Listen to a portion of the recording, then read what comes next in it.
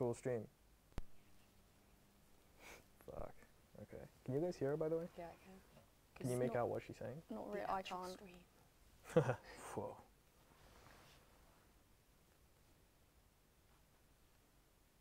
Kind of warm.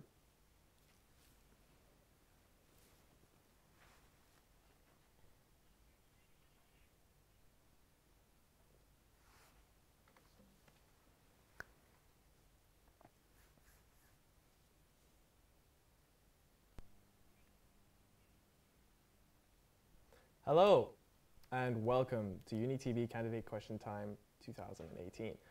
I'm Eimontas Jankauskis. I'm going to be your host for this evening. And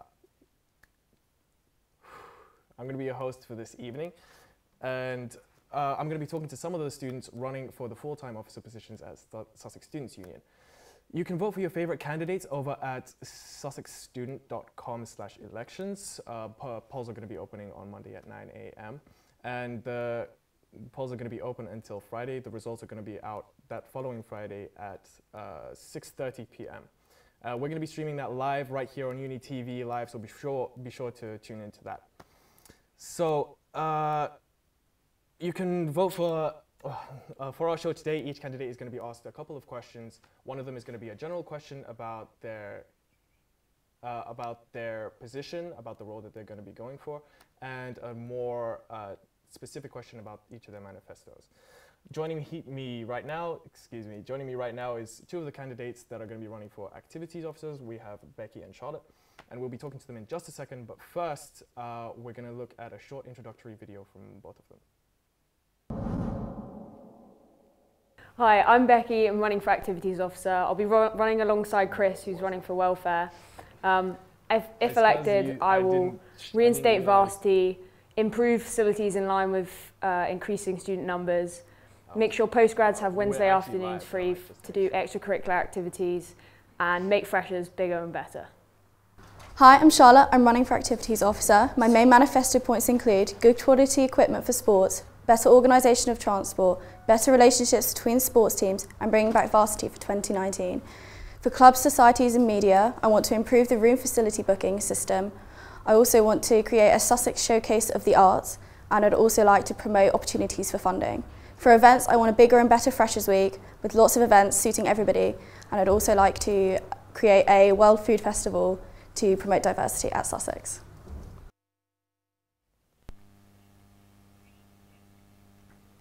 Okay, so hopefully they gave you a bit of a better idea of who these guys are. Let me introduce you guys. We have Becky and Charlotte once again. So just to start things off, I'm going to ask you guys a general question about the activities officer role, and then we'll move into the questions about each of your manifestos.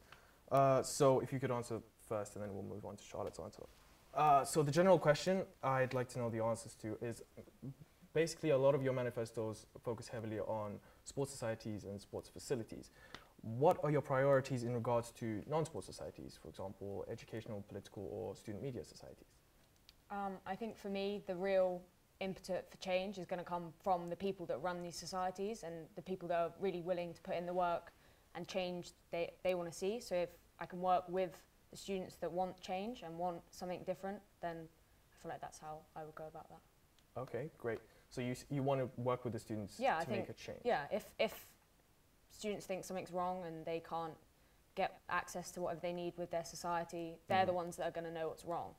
You know, if I'm not in their group, I'm not going to know their specific needs, but they will. So, you know, if you go to the grassroots first, then of course, yes. So you want to increase communication with the different societies. Awesome.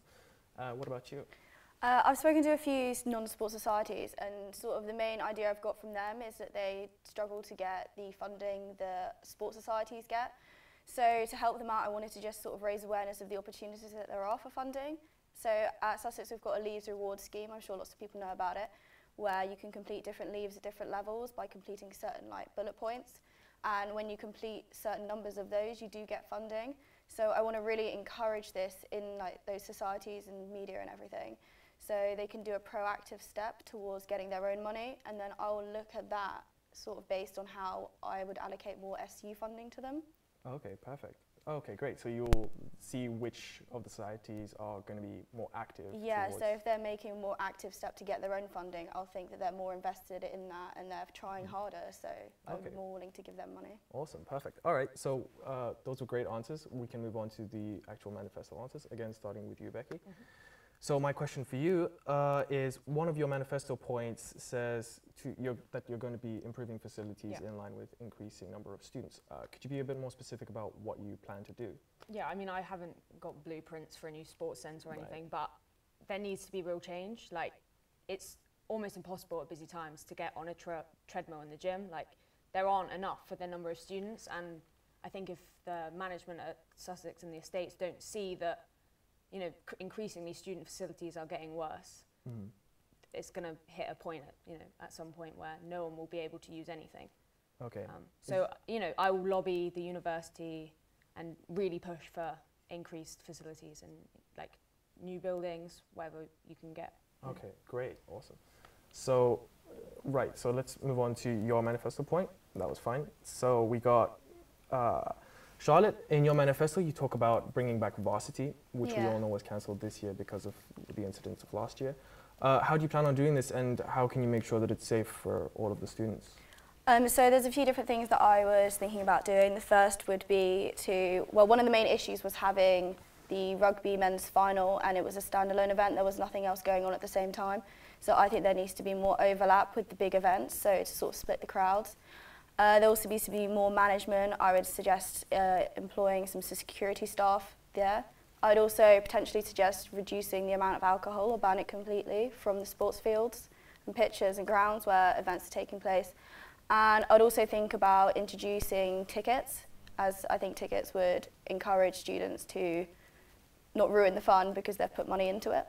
Okay, yeah, controversial banning alcohol at varsity. I mean, yeah, well, I'm not saying it will happen, but we've got to make compromises, and if people really want the sport back, they're going to have to compromise on something. So we'll just look at what those will be. Perfect. All right, awesome. You guys did amazing. We're going to have to move on. That's all the time we have. Thanks a lot for coming on. Thank you so much. I wish you guys best of luck with the campaigns. Next up, we have we have Amy Hanna, and Ijlal coming in to campaign for welfare. Here are their introductory videos. Hi guys, I'm Amy and I'm running for Society and Citizenship Officer. I currently study English and Media Studies, and some of the things I'm passionate about changing on campus is making food more affordable, accommodation more affordable, and also transport more affordable. Another thing I want to introduce is to sort of raise the awareness of the drug testing kits that are actually available for students. I will also improve campus safety by introducing more lights, and these special lights with a safety button.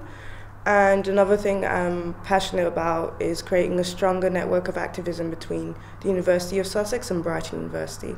Thank you. Hi, I'm Hannah Wooden and I'm running for Society and Citizenship. Vote for me if you want more options for community engagement included in your curriculum, more opportunities for effective environmental, ethical and social direct action, and of course a continued fight against road landlords. I want to see the expansion of Sussex student lettings for more fee-free housing. So vote for Hannah Wooden. Hannah wouldn't let you down. Thank you. Hi guys, my name is Ijlal and I'm running for Society and Citizenship Officer. I'm fighting my elections on three things: inclusivity, sustainability and ensuring better housing for students. So I'm saying that we should formulate a student trustee seat for international students and ethnic minorities and set up hate crime reporting units. I want to raise Sussex's green ranking from a 2 to a first, ensure free bikes and day rentals of bikes on campus, and also ensure that the state of old accommodations is uplifted instead of the university focusing on just building new accommodations. So remember, vote Ijlal, it's only natural. Thank you. Hi. Okay, welcome back. Here now we have 3 of the candidates going for welfare. Correct. Societies. No, okay. Societies and citizenship. My bad. I'm terrible at my job. So hopefully those few introductory videos gave the viewers some kind of idea of your pledges. I'm going to ask you guys a general question now, and if you could answer from left to right, that'd be awesome. So my general question to you guys is, take as much time as you need. One of the current issues that Sussex students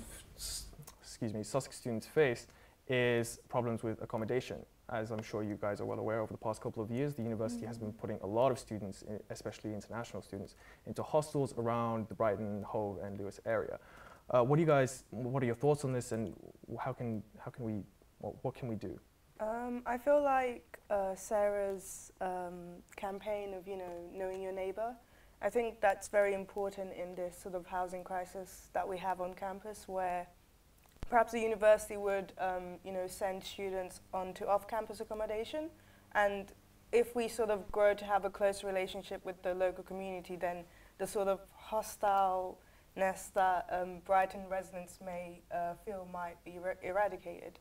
But I also feel that it's really disgusting that, for example, exchange students are having to, live in hotels all the way in Hove. I feel like every full-time student should have access to on-campus accommodation, and whilst they're building 2,000 new homes, those homes are not affordable. I spoke to the Vice-Chancellor and asked him, will these new homes be the same price range as East Slope and Park Village? He did not know what the price range of East Slope and Park Village were.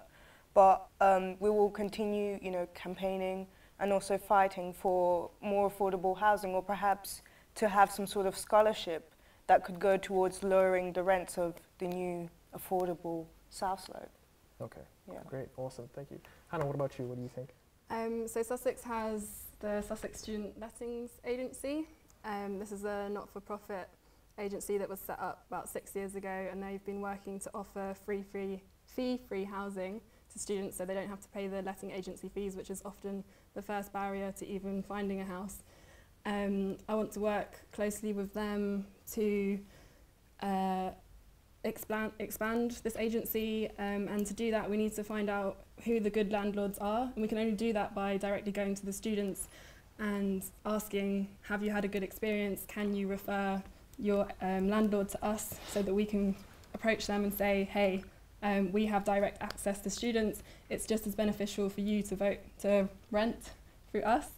So that's one approach I'd like to take. There's also a student cooperative house being set up currently, and I want to see this happen. I lived the first few years of my life in a co-op, and I don't think it's a solution, but I think we need to start offering students an alternative to the renting sector, the private buying sector.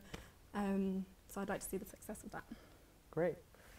Isla, what about your thoughts? Yeah, I think for me, the main thing is that if the university is guaranteeing accommodation to students, it doesn't have to necessarily be on campus. It could be even off campus, but what matters is that it's a university-managed accommodation, and it's not through untrustworthy landlords or unfair landlords who can cheat students and who students will not have good experiences with. There is a university setup, and if students have a problem, they can come and address it at the university. I think this goes in tandem with ensuring that the rent goes down for university as well, because a lot of times international students especially, they come to university, they are given on-campus accommodation, but what happens after that is they find that the rent is too much for them, so they move off campus. And I think with the establishment of East Slope, where the rent is almost mid £160, it's ridiculous, to be honest. Like, students shouldn't have to pay that much, and what we have done is we have gotten rid of the cheapest accommodation on campus and basically constructed the most expensive accommodation on campus. And what needs to actually be done is that ensure that there is affordable housing for students. We have affordable housing options on campus and off campus guaranteed by the university. That's what we need. And secondly, I think that the university should not just invest on building new buildings and have these new sites where they can charge students a lot of money, but what actually needs to be done is uplifting the state of old neglected accommodations. Because if you go to Lancaster House, if you go to Norwich House, if you go to Stanmore, there's mold, it's not a hygienic place to be in. So I think that the university should not only focus on building constructing new buildings. They should give attention to the buildings that they do have right now and make sure that that is reasonable enough for the students to live in as well. Okay, amazing answers from everybody. We're going to be moving on to the manifesto points now. Just a few questions about one of the sections on your manifestos. So let's start with you, Ami, right? So on one of your manifesto points, you said you wanted to bring in solar panel lights with emergency buttons across campus to make sure students and parents feel safe when getting to and walking around campus. Could you give us a little more details as to what this is and how you're planning to implement it? When I was on my term abroad in America at University of Rochester, on campus it was well lit, and we had these blue lights around campus, and these lights had sort of like a telephone box attached to it where if you picked it up you could call straight to security, but I mostly used those boxes to call a volunteer-run thing called Safe Rides, where they drop you off to your accommodation. So I feel like, you know, make it Sussex, make it green. So if we had these light boxes around, not only will it make sure that campus is more lit, but it would also make sure that, you know, if any sudden crime were to happen or anyone was to sort of witness anything happen or just, you know, not feel safe, I feel like these lights will empower students and make them feel a bit more safe, because those blue lights in Rochester, you know, being a foreigner in a different country, you know, thousands of miles away from home, it made me feel really safe. And I feel like lighting on campus is a very bad issue. Like when I'm heading to go to lacrosse, it's literally pitch black. Which areas of campus are you talking about? You know, going towards Boiler House Hill, it's so badly lit. Even Fulton is badly lit. I don't know why campus is so badly lit. I don't know why, but I want to solve this issue, because on campus, I've never felt safe or unsafe. I'm just sort of at the edge of my seat, just, you know, sort of being aware of my settings. Amazing, thank you so much. Hannah, so one of your manifesto points was that you wanted to include more community engagement courses. So could you tell us a little bit about why these would be helpful to students, what they are, and how you plan on implementing them? Yeah, so at the moment I think a lot of students are taking the time to volunteer, but I don't think it's as accessible as it could be to all students. I think by including opportunities for community engagement on the curriculum, those who have to do part-time jobs or have to care for family members because they're parents, they can then, through the courses on the curriculum, engage in community issues. And I think it's not just about students gaining skills, it's also about the benefits that it can have for our community. Like, we are such a large population of Brighton, and if every one of us had the opportunity to do it, then we could have such amazing benefits. And so community engagement can be volunteering for an established charity, but it can also just be like small things like doing a public reading or interviewing a local member about something that they're interested in. And so I think it's about putting theory into practice, and community engagement doesn't just need to be these big things, it can also be these small things. Amazing, awesome.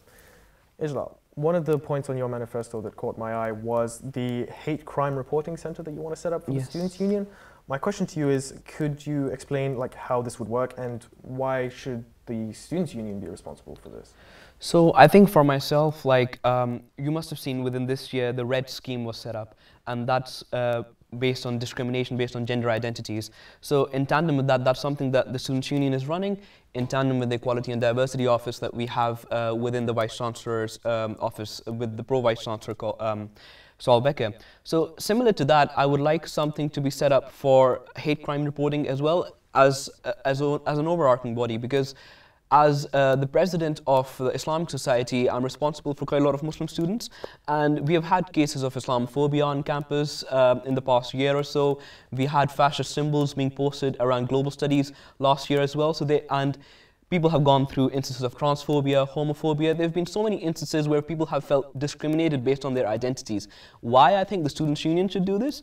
That's because I feel like, yes, you might say that's the police's job, but the Students' Union is there to facilitate. It's there to take care of its students. We have a support and advocacy team in the Students' Union, which means that the Students' Union is here to guarantee us our rights.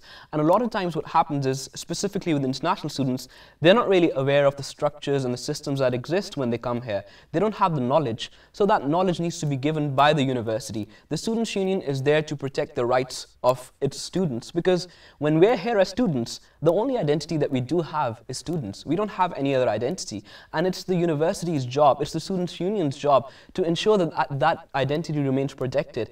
And a lot of times what happens is, in instances of hate crime, people feel intimidated. They can't really come forward and share their experiences. So existing at a students' union body where we have a hate crime reporting center, I also want activists and volunteers to be there who can reach out to people, who can reach out to different societies if something like this arises, so that people don't feel that that intimidation limits their voice. Someone is there to listen to them, and someone is there when they have had this experience to take it to the right authorities. So we are there as the facilitators of these hate crime reports. We are not there to deal with them purely, you know, as something apart from the police or the structures that should be dealing with it. We're facilitating things, and we're standing up for the rights of our students. Okay, awesome. Thanks a lot for all of your answers. Once again, that was Ami, Hannah, and Ijlal for Society and Citizenship. All right, I got it. Coming up next, we got welfare, well, the actual candidates for welfare. We have Chris and May coming in, and we're gonna run the introductory videos once again. Thanks again for coming on to the show. I wish you all the best of luck. Thank you. Hi, I'm Chris. I'm running for welfare in the Students' Union elections with Becky, who's running for activities. My main policies are free contraception as part of the 3 frees, which are free drug testing kits, free periods, and free contraception. Also, UNIS awareness campaigns, so people know about the services we already have. An estranged students policy for the union and the university to adopt, and mental health support using the existing structures such as the SWAN group. Hi, I'm Mai. I'm a third-year psychology student and an award-winning mental health campaigner, and I'm running to be your welfare officer. I have 4 key points on my manifesto. The first one being improving mental health services here at Sussex. The second being making deadlines less stressful. I also want to make the university more accessible and set up an internship for students with long-term health issues, and I want to keep on giving everyone the free stuff the Students' Union already does, but also including free courses and workshops to help improve you and your CV. So for more information, check out my manifesto, and yeah, happy voting. Hi, I'm Gemma and I'm standing to be your welfare officer. I'm standing on the red slate and we believe that grassroots activism is the best way to make change. 3 of my key manifesto points are: 1, getting better funding for welfare and counselling services by working with you, the student body, instead of long bureaucratic meetings. Secondly, I'm going to support survivors of sexual violence by working with support bodies in Brighton City. Lastly, I'm going to work with Acorn Tenants Union to make housing conditions better for you and all students on campus and off campus.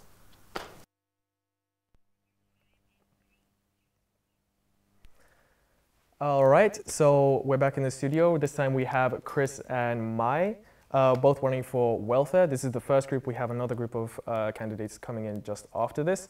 So we're going to start off with a general question, just with all the other candidates, and then I'm going to ask you a question about your manifestos.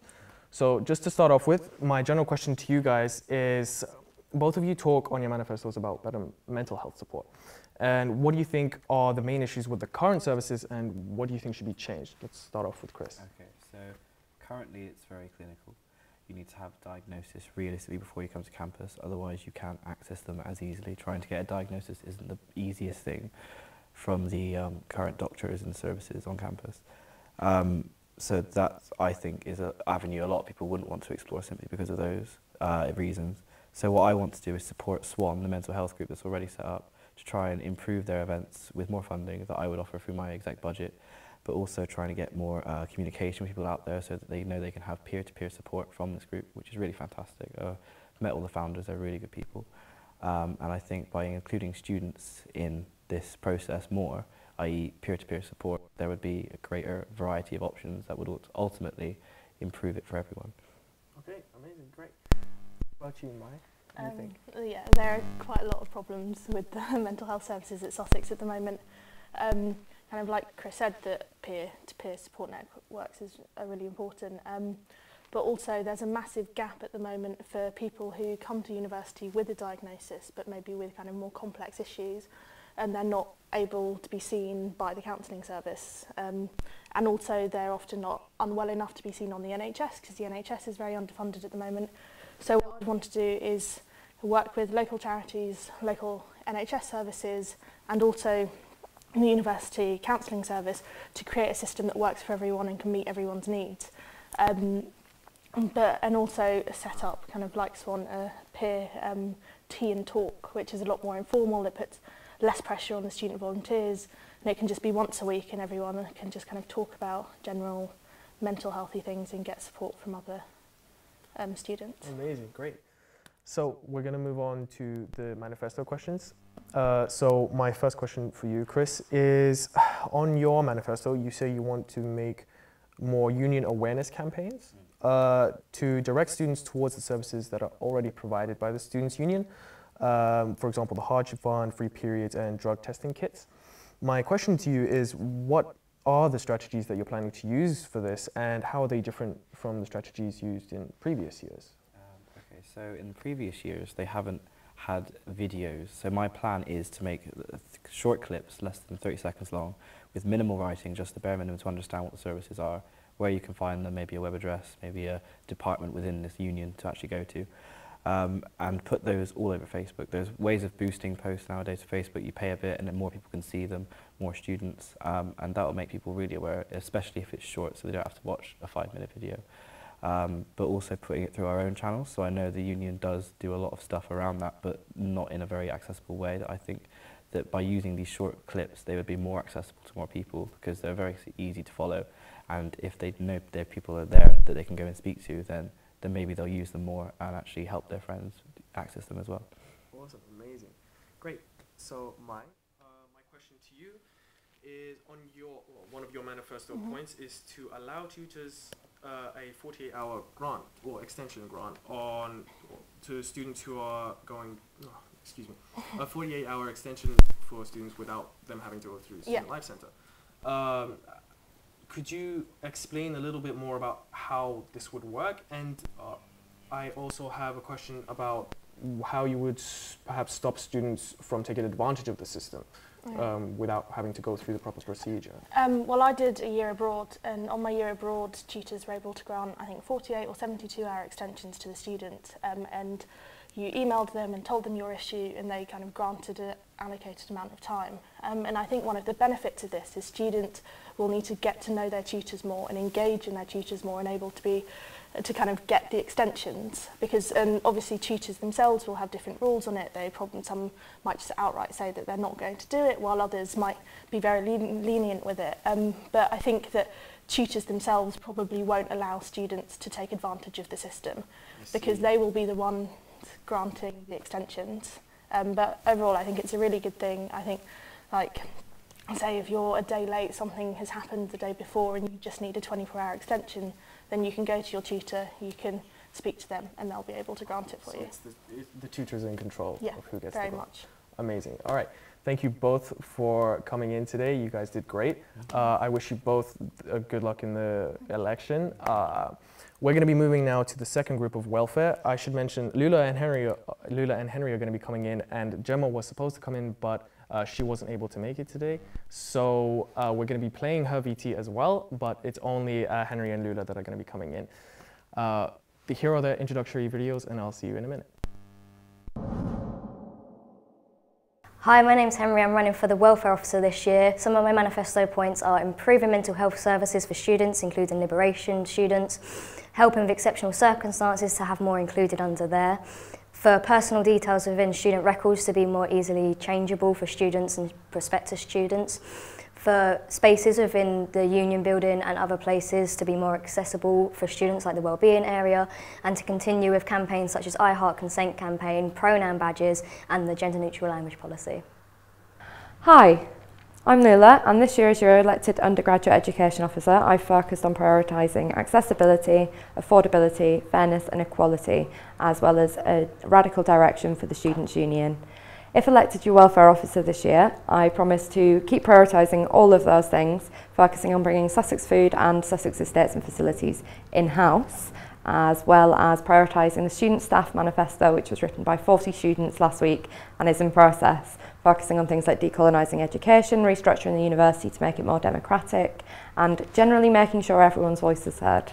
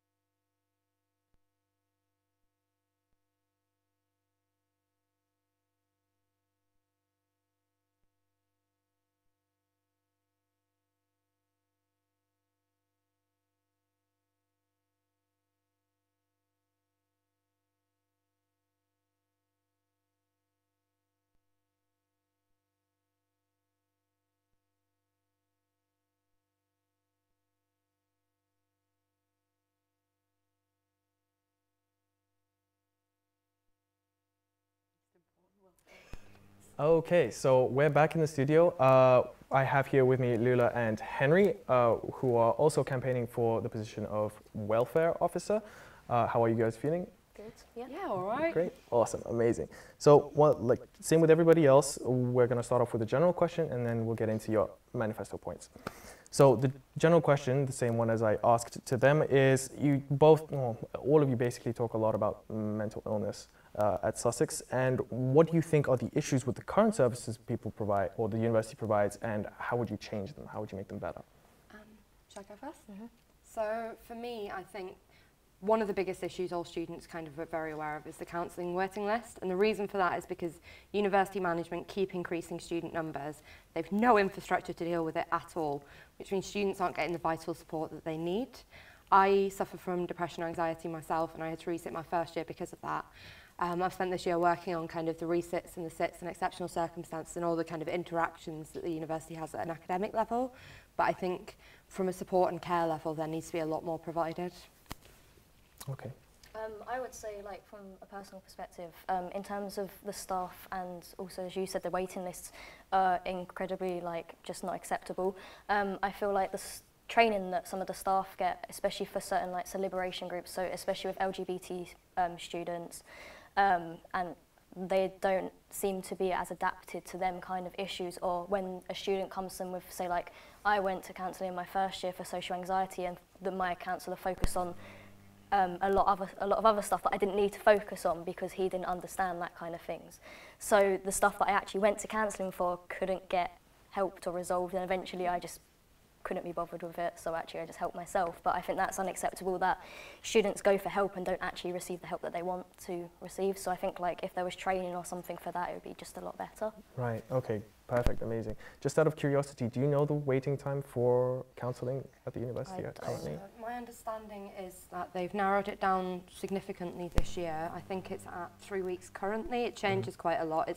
I've been at 3 months waiting list before, but it's going to go up again because they're bringing in more, kind of thousands more students this year. Okay, thank you guys a lot. We're going to be moving to the manifesto questions now. So starting with you, Lula.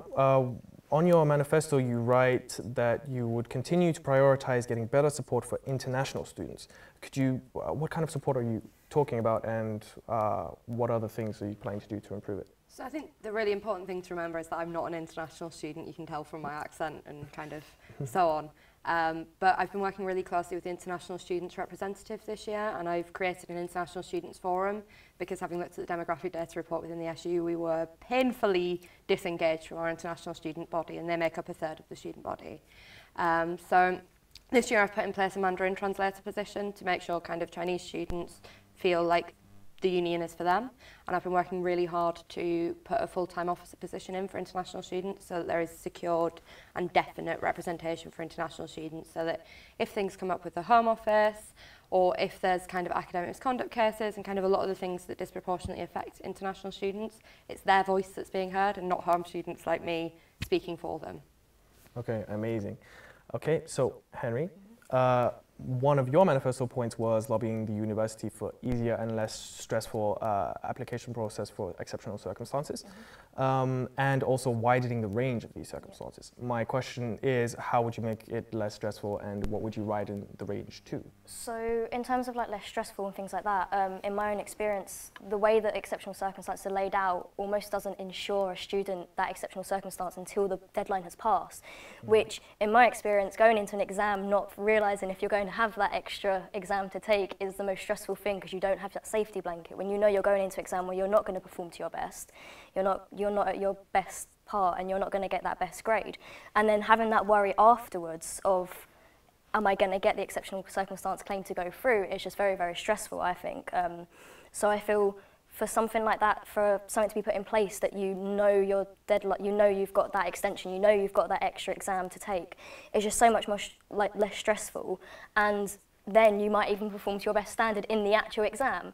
It completely, I think, hinders people's ability to perform, because you don't know if you've got that second chance, and you're just waiting around. It's like waiting for a deadline result. It's Yeah. exactly the same kind of stress. You just to quickly go back, Yeah. you also said you'd widen the Yeah. exceptional circumstances. So I believe that the majority of the exceptional circumstances that have been given are good. They're the standard kind of ones that you would have, but more ones that would be more acceptable to have in terms of for liberation groups. So, for example, say if you were a transgender student and you were to get a surgery which you needed for your transition, that would not be really included within exceptional circumstances because it's not seen as you need that operation, when actually you do. And in terms of waiting lists for them kind of operations and procedures, they are almost like mental health, like you could go 2 or 3 years and not get another appointment. And for some people that can really hinder your whole lifestyle. So for that, like including things like that and just other like disabilities and stuff like that, I think would be just really helpful for a lot of students because that's what students need. They need more exceptional circumstances for them to achieve their best. Amazing. All right. Thank you guys so much. You guys did great. I wish you the best of luck in your campaigns.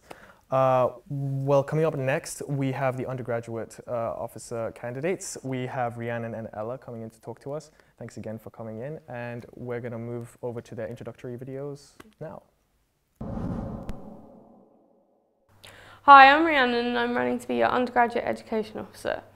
I want to introduce Lecture Capture for All, off-campus study spaces, better Wi-Fi and printing, reduced placement year fees, translated core texts, a broader range of assessments, diversify student representation in university committees, and works towards having a fair and transparent education system where everyone knows what to expect. Squawk for Hawk. Hello, my name is Ella Asheri and I'm running to be your undergraduate education officer. My manifesto is all about inclusion and listening to what you have to say. I want students to receive better mental health support and for marginalised students to feel safe and engaged within their study.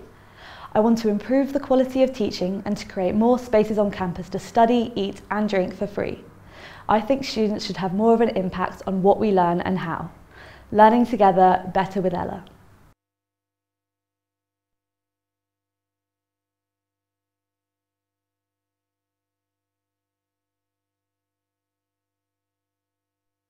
Okay, welcome back. We are here with 2 of the undergraduate officers. We have Rhiannon and Ella.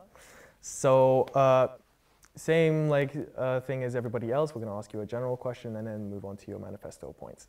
So, my general question to you guys is one of the issues that a lot of students struggle with, especially during assessment periods, is the reliability of Study Direct. So, how do you guys feel about this, and what do you guys plan on doing about it? Shall I go first? Oh, go for it, yeah. So, yeah, you're completely right. It's actually unacceptable that we have these problems. However, something that I guess not all students know yet is actually the university have invested in a new VLE for next year. It's called Canvas. It's used at a lot of other institutions. And just fingers crossed that it will solve all of these problems. In the event that we still have these problems, I think it's important for an education officer to be quick off the mark, to find out exactly, if extensions for assessments are going to be rolled out, things like that, and to just be actively consulting with students to try and mitigate the problems. Amazing, great. What do you think? Yeah, I feel exactly the same. I personally found it an extremely stressful experience, this assessment period. Study Direct crashed 7 minutes before I was submitting an essay. I was extremely emotional and I felt like I didn't know who exactly to speak to, so I agree with Rhiannon. I think that an undergraduate education officer needs to be first point of call, needs to know exactly how to deal with the situation, have all the information and communicate it efficiently. I think that this new VLE system will hopefully resolve the issues, but in case there are issues, I do think that more support needs to be available for the students, because we were all calling at the library, calling our tutors. We didn't know really who to turn to. I think there needs to be more systems in place to prevent panic. I think panic is a big issue when it comes to Study Direct crashes. So yeah, calming everyone down and supporting everyone and trying to prevent these issues from happening in the first place, definitely. Amazing, great. Okay, so we can move on to the manifesto points now. So let's start with you, Rhiannon. One of the manifesto points that you had was to introduce translated versions of core reading texts, mainly for international students. So why do you think there is a need, considering that students are expected to have a certain level of English when coming into the country? And is it even possible to, well, considering how many languages are spoken here at Sussex, it sounds like a monumental task. Yeah, sure. So, so I think there's two parts to that question. So I'll address the first part first. Sure.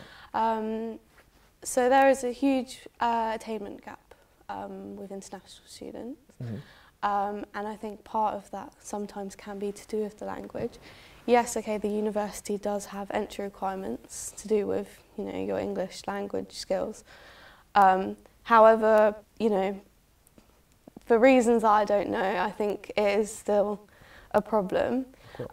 And I admit, obviously, I'm not an international student, and part of, I think, the role would definitely be consulting with more international students to see what else we can do.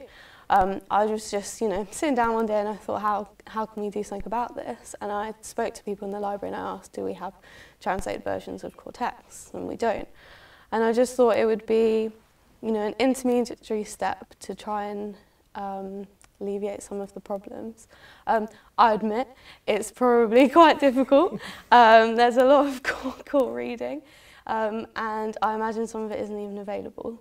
I just think, you know, the university, we take on a lot of international students, we charge them a lot of money, and we should do as much as we possibly can to assist all students, including international students. And I just thought this could be, you know, one step along the way. Great, yeah, that makes a lot of sense. That was great. So, moving on to you, Ella. So, you say on your manifesto that you conducted a survey that concluded that only 3% of students listened and supported to the Students' Union. Yeah. Do you have any plans to improve this? Yes, I do. I think that the Student Union is not necessarily the best at communicating. So a lot of students said on this survey that they didn't feel like they know the specific roles in the Student Union. They didn't know what their remit is. They didn't know who to look to for specific support.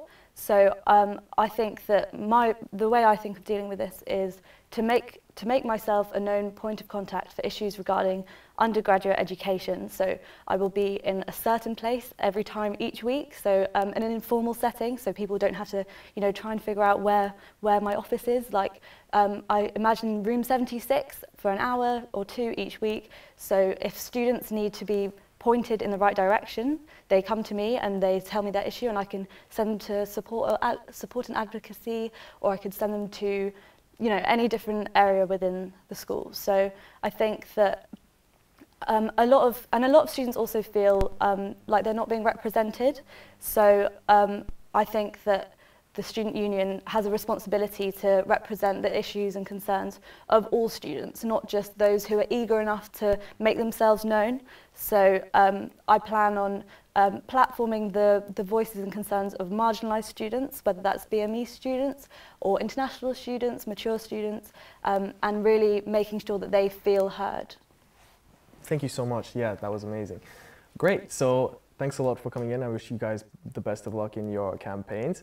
Coming up next, we have a second group of candidates also campaigning for the role of undergraduate officer. We'll take a quick look at their manifesto pledges and we'll be right back. Hi, I'm Ellie. I'm running for undergraduate education officer here at Sussex as part of the Red Slate. We believe in grassroots campaigning. My first point is that I want to tackle housing in Brighton. We want to fight rogue landlords, rip-off rents and states of disrepair by working with Acorn Tenants Union, who've already won 64 grand in compensation for students at King's Road. Secondly, I want to eliminate barriers to accessing education by extending the first generation scholar scheme to second and third years, providing grants for dissertation research, and getting free childcare on campus for all student parents and carers. Thirdly, I want to democratise this campus by instituting a 1-to-10 pay ratio for all staff so that management are no longer paid extortionate sums of money with your tuition fees, and get free buses by abolishing the Students' Union CEO, who acts undemocratically to overrule elected officers. Hi, I'm Will Singh and I'm running to be Undergraduate Education Officer in the Students' Union. Sussex was built to be a radical, creative place for education, and sadly we've lost that uniqueness in the last few years. Sussex is good, but it could be great and it should be a whole lot better. So I'll make sure we return to those radical days by launching an undergraduate academic journal to publish your work, broadening your module choice, and beefing up the elective system to provide a genuinely interdisciplinary education regardless of your degree subject, introducing a full-time international students officer in the Students' Union, and working on democratic reform within the union. We can't just pressure the university, we have to be better ourselves. It also means working with the university while they launch their plans for their new strategy 2025 over the next few years and making sure that students' voice is heard on that project. Students know their education better than anybody. It's our education, we know how to fix it, and I'll make sure that all students are consulted on that project. Most importantly, we have to remember that regardless of which ideas you like or don't like in this election, turnout is going to be awful. So whoever wins, this is a start, not a victory.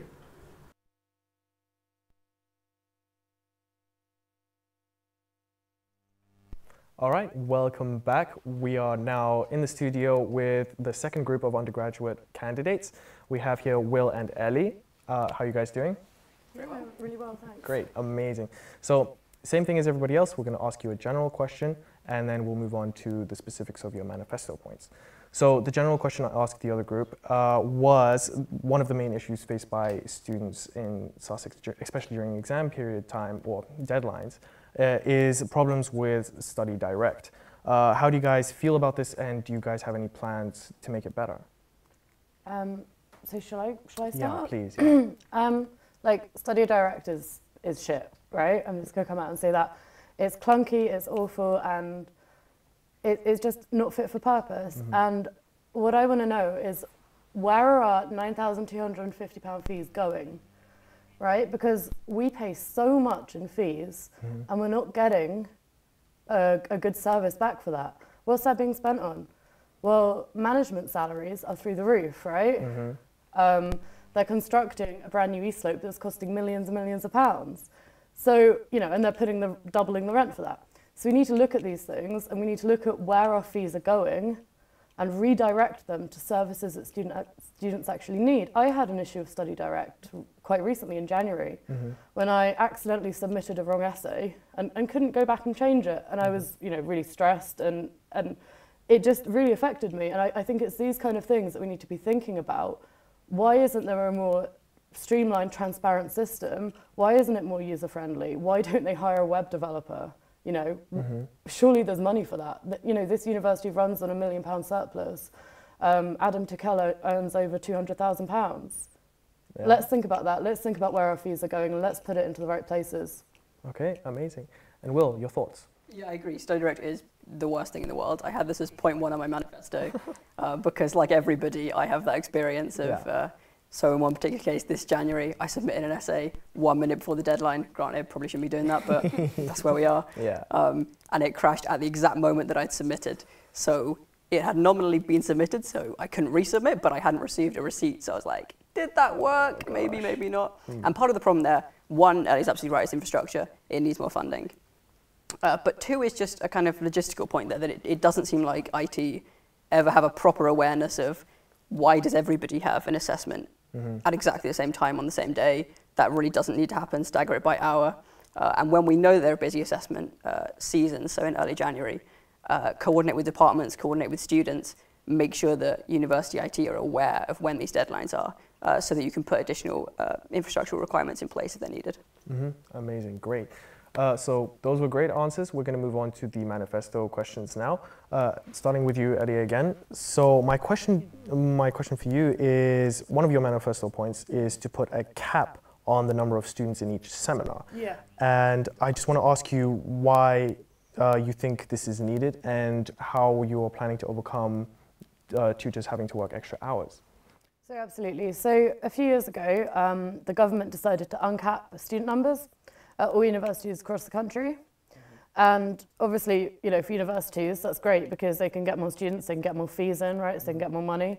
But what's that's meant for students? And, you know, I include myself in that. I've had seminars where you can barely get a chair, where it's overcrowded, where you can't get one-to-one attention with staff. And, you know, there's huge queues outside office hours just because there's too many students, and it's not students' fault. It's management wanting to make more and more money off us, seeing us as cash cows, seeing us as numbers. And I think what can be done about that is to essentially have more courses on offer, you know, and that might mean hiring more staff. It might mean, making more things available. I don't think it should be staff working more hours. But I do think also the university need to consider their position in, you know, completely uncapping student numbers and, you know, getting more and more students, because there's not the infrastructure to cope with it at the moment, and students are suffering because of that. It goes back to things like there's hardly any study spaces on campus. You know, during exam periods, can you get a computer in the library?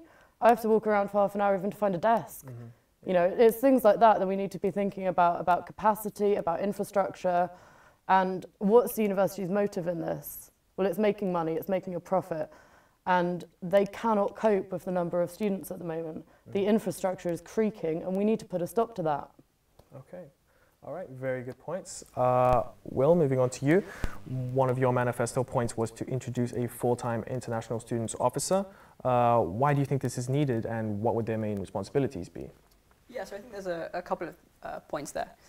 So Lula, this year, the current undergrad officer, has done some really good work in building an international students forum. And I know the international students rep has, again, done some great work this year. And I think it's really important, given that international students make up a bigger portion of our community at Sussex every single year, but we don't see the same level of representation within either the Students' Union or other circles of university activities. And I think it's really important that those interests are championed. The other point I would make on that is that there are certain specific interests that I can't speak for international students, but from some of the work that I've been doing, I worked as a caseworker for an MP recently, and we know that in the local community in Brighton and Hove, the rates of mental health problems for recent migrants are much higher than for home students. We also know that people have problems with visas, even if their attendance is good, even if they're doing all of the right things, jumping through the right hoops. It's not always easy for people when they're an international student at a university. These problems come up. The Home Office is terrible. So I think the university has to have a really active approach with engaging with those issues, and the best way to do that is to have a full-time representative there. Amazing, great. Thank you guys so much for coming on. You guys did great. Best of luck with your campaigns. I'm sure you will do amazing. We're going to move on now to the postgraduate officer candidate. I should probably mention that there are other candidates. Only one of them decided to come onto the show tonight, or was able to come onto the show tonight. So we're going to be talking to Lewis just after this introductory video. Hi, I'm Lewis, and I'm running for Postgraduate Education Officer, and I'm running on the Red Slate, a slate of grassroots campaigners who want to bring real change to students at Sussex. One of my priorities is housing. I want to expand the work of Acorn Tenants Union to battle rogue landlords and letting agents in the city. Secondly, I want to work on AT pay. AT pay must be fair. Their teaching conditions are our learning conditions. I will therefore work with the UCU union and other trade unions on campus to ensure that all teaching is band 6 on the university's pay scale. Thirdly, I want to democratise Sussex. And over the past decades, Sussex has been run by an unaccountable, highly paid management. This is unfair. One of the things I want to bring in is a 1-to-10 pay ratio and use the money saved from high management pay to put into a student hardship fund for those most in need.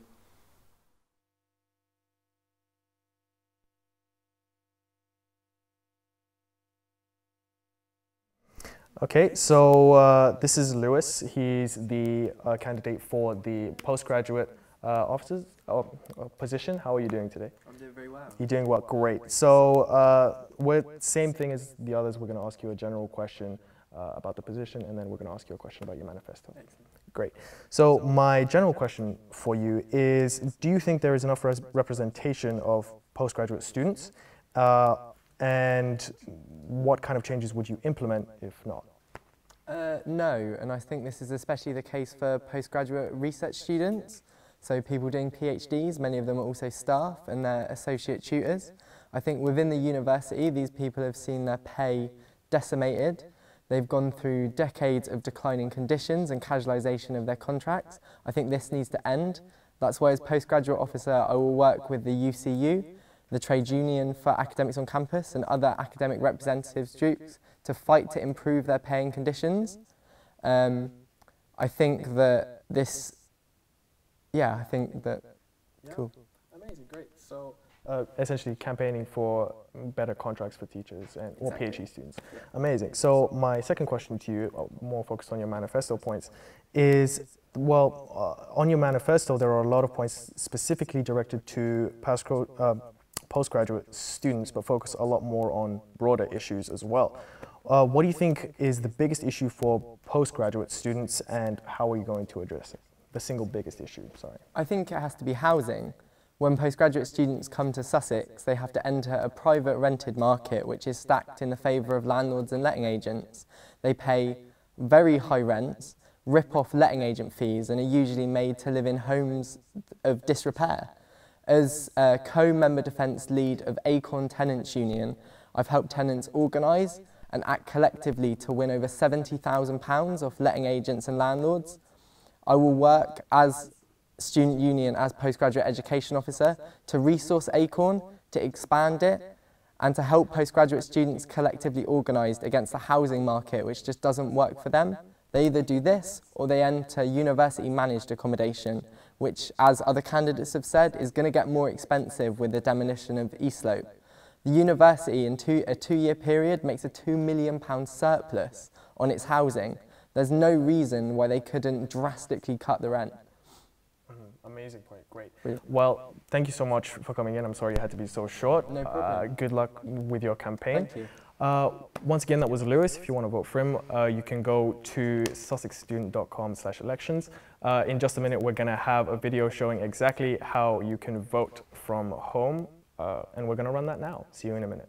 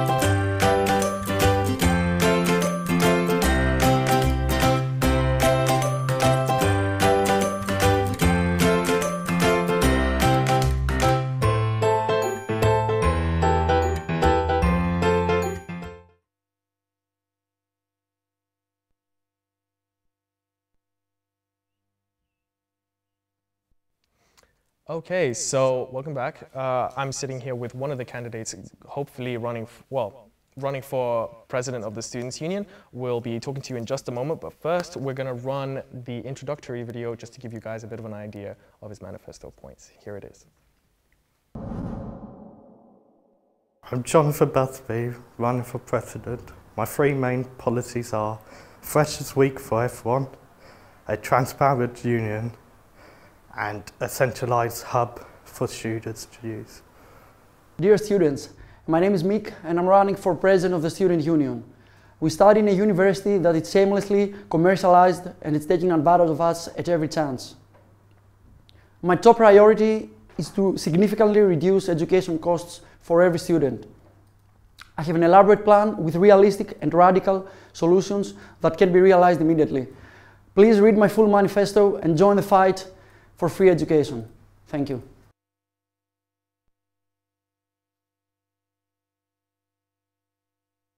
And welcome back. I'm here in the studio with Jonathan. I'm afraid Mick wasn't able to make it to the studio in time, but I can just go over the same thing as we went over with the other candidates. I'm going to ask you a general question, and then we'll go into your manifesto points, and I'll ask you about those. Okay, amazing. So my first question to you is, with such a low turnover for elections in previous years, how important do you think the Students' Union is for Sussex students, and how can you get more students involved? So it's supported, we encourage all students to get involved with the student union, especially international students. Some of my main policies are to try include everyone, to get everyone involved in the student union. So one of my main policies is having a freshers week for everyone. Okay. And that would include postgrads and international students. So hopefully that will encourage them straight off when they join the uni to engage with the union. Amazing. Okay, great. So my second question for you would be about your manifesto. So my question is, well, on your manifesto you write, a transparent and accountable union means a weekly office hour for all full-time officers, as well as a separate panel for any decisions made for any decision taking at a committee to ensure the student voices are heard. Could you explain a little bit about how this would work and why do you think this is important? So I'll do the two parts separately. So the office hours, it's supported that students can question any decisions any of the full-time officers make. So I pledge in having all the full-time officers to have 1 hour a week to talk to students, talk about any issues they may have. And then secondly, it was the committee. Yeah. So this year we had a few problems with some of the decisions made on different committees. So I would set up a separate committee with at least 2 full-time officers and different student representatives. Okay. It depends on what decision was made. I'll try to make that as fair and unbiased as possible. Okay. So if one officers made the decision originally, they wouldn't be able to sit on the panel, but they would be able to give their voice. Amazing. Yeah, that's great. Perfect. Thank you so much for coming in. You did great. I wish you the best of luck in your campaign, and I'm sure you'll be fine. Yeah. Coming up next, we have a second group of candidates coming in for presidential, who are running for the president's. Let me just start that again. I'm very sorry. We have a second group coming in who are also running for the position of president. We have Duncan, Frida, and John all coming in, and we're going to take a quick look at their manifestos right now. Hi, I'm Duncan. I'm running for president of the Students' Union. I'm on the red slate. We believe that change at Sussex comes through grassroots organising. We have proved this by winning £64,000 for King's Road this year through organising a rent strike. We'll take those same tactics and bring in free buses. We'll do that by abolishing the CEO of the Students' Union and directing his wage into free buses for 22 weeks. We'll also take on rogue landlords and also the university to provide that rent is cheaper and that conditions are far better on campus. And finally, I want to bring back varsity games by working with the activities officer to bring back the games that so many students love. Hi, I'm Frida and I'm rerunning for president. This year I've got you the book market where you can buy and sell course books secondhand, 120 new bike racks on campus and ensure that £10 million building will be used for student-focused services in the future. This year I am rerunning to get you better bars, better campus and a better union. I want to improve our on-campus bars, make sure there are more study spaces on campus and introduce a Students' Union app. So, if you want a Students' Union that focuses on issues relevant to you, vote Frida for president. Cheaper chips, cheaper pints, John Monroe.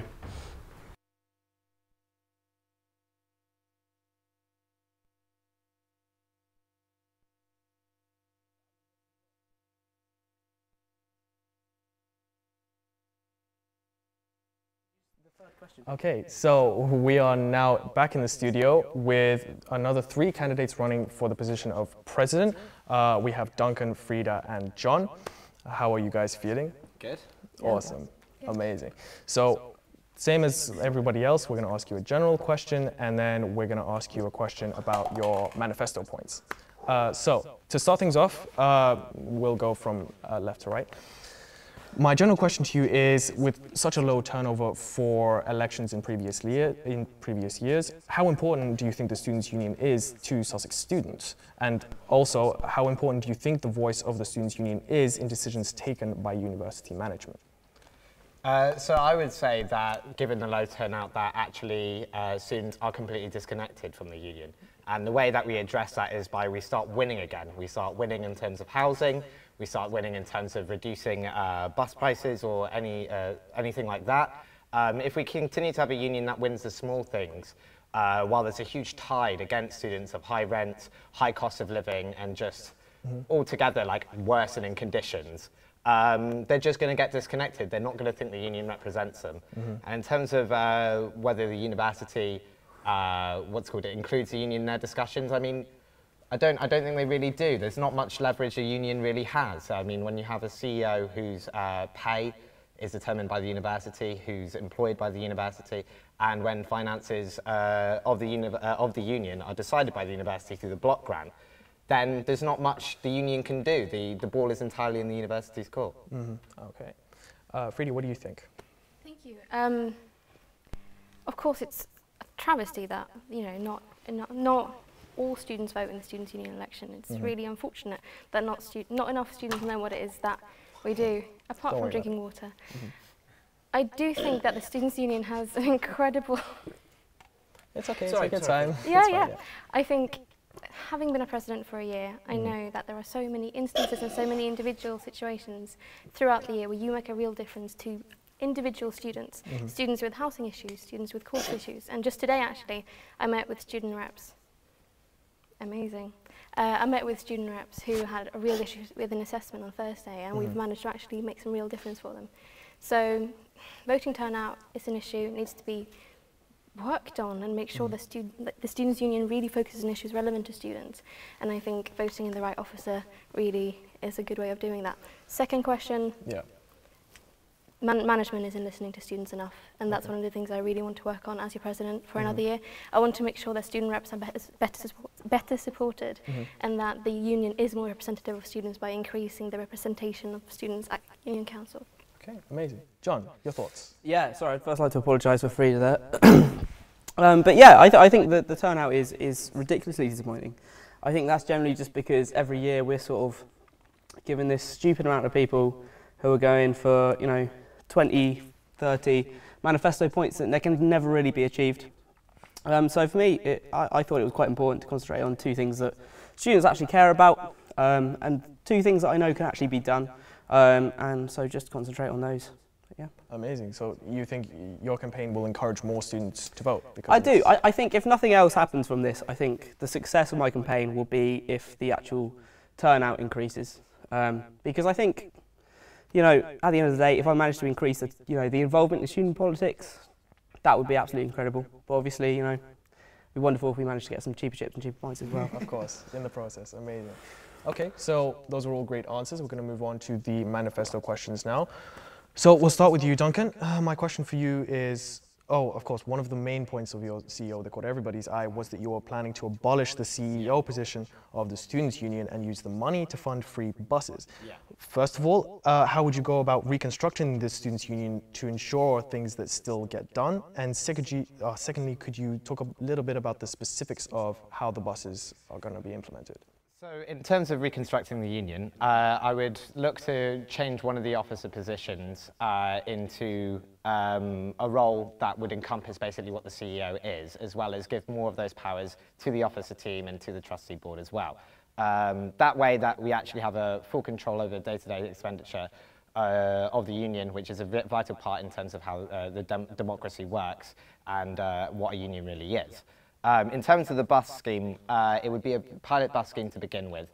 It must be likely a shuttle bus scheme that works through peak hours from Lewis Garage to the university. That would be a pilot scheme. We'll get students' opinions on it, see whether people want it expanded, how it could be expanded. You know, you could have, let's say, one-off bus passes, and that would mean that we could have a full bus scheme like Brighton University has with the Big Lemon. But yeah, just a kind of pilot bus scheme, test the waters, and also a complete reshift to give far more democracy, far more power to students. Okay, so you said you wanted to change the CEO's position to an officer position. Is that a realistic goal? What would the process be for doing that? So the process is to lobby the university. The university employs the CEO. They also determine his wage and other things as well. So we'd have to create a grassroots activist movement in order to democratise our own union by lobbying the university. Now, I've been very involved in that during my years at Sussex. I founded Sussex Cut the Rent, which won £280,000 in rent cuts. I founded Acorn and led the Kings Road rent strike, which won 64 grand in compensation for students. I know how to build a movement, and I think I can do that here because I managed to do it while being a full-time chemistry student. If my full-time job is to do that, I think I can easily build the leverage that we need to actually reconstruct our union so that it's for students, not for university. It sounds like, I'm not sure how many questions I'm allowed to ask here, but it sounds like a lot of work. Is this going to be like your main focus throughout the year, or are you going to... So I think there'll be a few main focuses for me. I think 3 of them main focuses. This will be one. The second one will be housing. As I said, I founded Acorn. I think we can use the union to expand Acorn and actually take on every issue that students have in the private rented sector and on campus at the moment. In terms of the CEO, I think that will come from a new movement that's starting up at Sussex that's very well attended. One of probably the biggest movements we've had since 2012 with the free education movement, and I think that can have a lot of power and a lot of drive. And then also I want to bring back varsity. I want to work with whoever the new activities officer is to either make it official by lobbying the university or a non-official games to bring that back, because I think sport brings a lot of culture to this university. It's often left out. It's often all about politics, and I wish that was changed. Amazing, great. Thank you so much. Frida, we're going to be moving on to you now. Yeah, absolutely. So my question to you, well, if we're looking at your manifesto now, compared to the one you ran last year, we can see a few changes. That's good, that's why I'm rerunning. Okay, so like one example would be cheaper buses, and another would be better counselling services. Those are no longer on your manifesto this year. Why is this? How important do you think that... Why is this, and how important do you think the Students' Union voice is when it comes to university management? So writing a manifesto is quite a tricky thing, isn't it? Because you're trying to sum up what it is that you would like to do in the course of a year. And cheaper transport is still an issue that I really will work on. Cheaper buses is not a main one, because it feels wrong to run on the same manifesto again. Why on earth would someone elect in someone to just do the same thing for another year? However, it does make a lot of sense to elect someone in to do something new and to use the experience that you've gained in a year to do, to learn on that and expand on that and do more and do better. Cheaper buses is still a priority for me. I still take the bus every morning and find it ridiculously expensive. Counselling services is, of course, another thing that I do really care about. But as president, counselling services isn't really in your remit, and as such I wanted to prioritise, be accountable in actually promising things I can achieve, which, by the way, I think is quite important for presidents, and put in stuff such as introducing a union app, focusing on parking permits and other things that really will make a difference to students. Okay, so just to go back to another one of the points that I asked you about, also in the general question you said that the Students' Union voice isn't really heard by university management. What can you do to change this? So I suppose it is worth saying that I don't think student voice is heard by the university. Student voice at Sussex is loud, everyone knows that, and thank God for that. It's amazing just how much students care about this place and how much we want to make it better. I do think that we are not providing enough platforms for students to set the tone and set the agenda for conversations. We invite student reps into department meetings where we ask them the specific opinions on 3 specific things, rather than just go to students, right, how would you make Sussex better? And then go, okay, let's make that happen. And that is what I would like to do. And for example, I want to increase support and visibility for student reps, and also in each department make sure that there are more ways for students to speak about issues on their course, rather than a survey at the end of term, which I think isn't good enough. Okay. All right. John Monroe. We're going to move on to your manifesto question. I've really struggled to find something to talk about, to be honest. It's absolutely mind-blowing. My question for you is, what would you say that your manifesto is anti-politics? Or do you think that there are, these are main problems that students genuinely care about and that student officers should be working on? Yeah, I mean, to say it's anti-politics is, I don't know, it's sort of overcomplicating a little bit. At the end of the day, it is just about sort of finding things that students care about and going for those policies, really. And also, it's it's not just about the two policies that I've said. Obviously, I've run with these two policies, and that's the only thing I'm going for.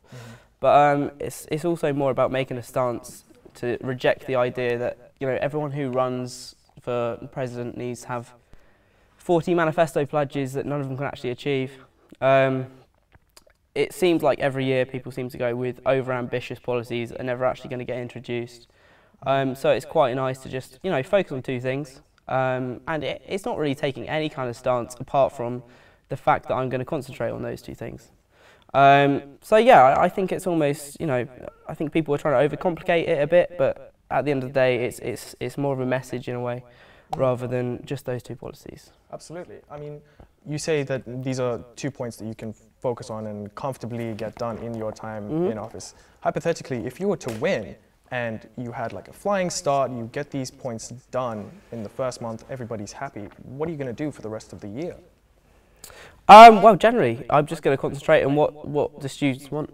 At the end of the day, that's the two things I'm going to go for. Obviously, put my as much effort into as I can, because that's the two things I've run. You know, there's two things on my manifesto.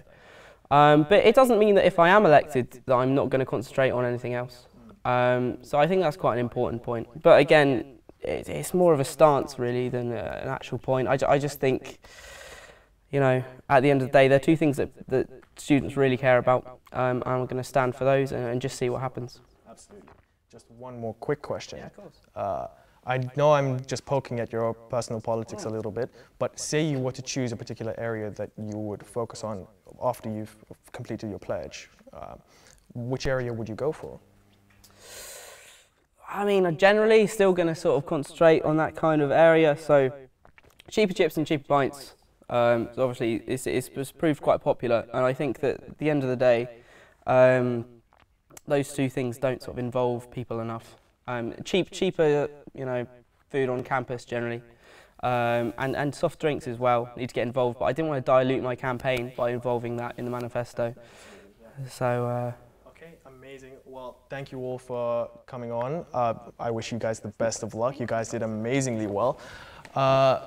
For anyone who's watching, that was Duncan, Frida, and John.